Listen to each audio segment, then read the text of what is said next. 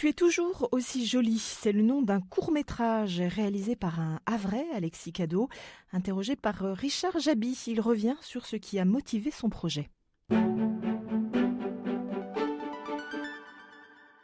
est en train de réaliser ce court-métrage. On a dû tourner à peu près 20% pour le moment de ce film. Le plus gros reste à venir là dans les prochaines semaines. Quelle attitude on doit adopter lorsqu'on est témoin de violences conjugales?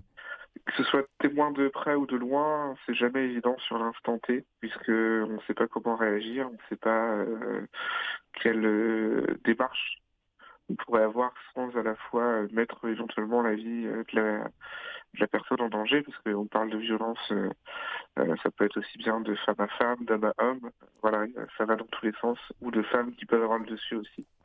Même si à 90% aujourd'hui, les violences telles qu'on les connaît, c'est l'homme qui a le dessus sur la femme. Quand c'est comme ça, effectivement, on ne sait pas comment interagir, puisqu'on se dit ça va nous retomber dessus ou de détruire la vie de la personne finalement. Et alors que c'est pas du tout le cas, quoi.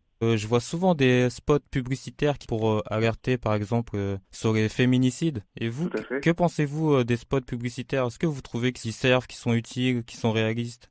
Alors, ça sert toujours. Malheureusement, je trouve que moi, à mon niveau, c'est une constatation personnelle, en 2022, c'est tellement banalisé qu'on a l'habitude de ces spots publicitaires, de ces affiches. On passe à côté, on sait qu'elles sont là, mais on ne regarde plus forcément le contenu.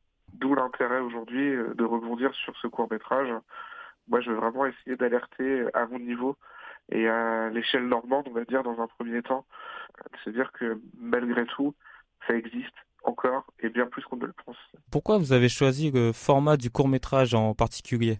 Alors le format du court-métrage, moi au niveau du film que je propose, on va accentuer évidemment sur les violences et sur le fait de détruire une vie, presque. L'idée, c'est de rebondir sur le après. C'est-à-dire qu'on peut s'en sortir, alors avec des moyens ou des démarches qui ne sont pas forcément celles auxquelles on pense tout de suite. La justice, la police, la gendarmerie, le tribunal, c'est en général ce qui ressort en premier lieu. Non, il y a d'autres possibilités en passant par des associations, du coaching, en étant suivi et encadré, on peut tout à fait en sortir, ouais, tout à fait. Est-ce que des associations en aide aux victimes sont au courant que vous réalisez un court-métrage sur les violences conjugales? Oui, sur le Havre principalement, j'ai pris celle qui était le plus référencée, du moins sur ma ville, qui est Femmes Solidaires. Et j'ai pu interagir déjà avec la présidente et de recueillir des témoignages. Elle va participer justement à ce court-métrage et ce documentaire, parce qu'en amont du court-métrage, on tourne un documentaire justement pour que les associations, les personnes qui interviennent dans la vraie vie, entre guillemets, puissent avoir leurs petits mots et s'exprimer, de savoir comment les contacter, où les solliciter, etc. Voilà, c'était Alexis Cadot au micro de Richard Jaby à propos de ce court-métrage. Tu es toujours aussi jolie, sortie prévue dans les salles du Havre à la fin d'année 2022.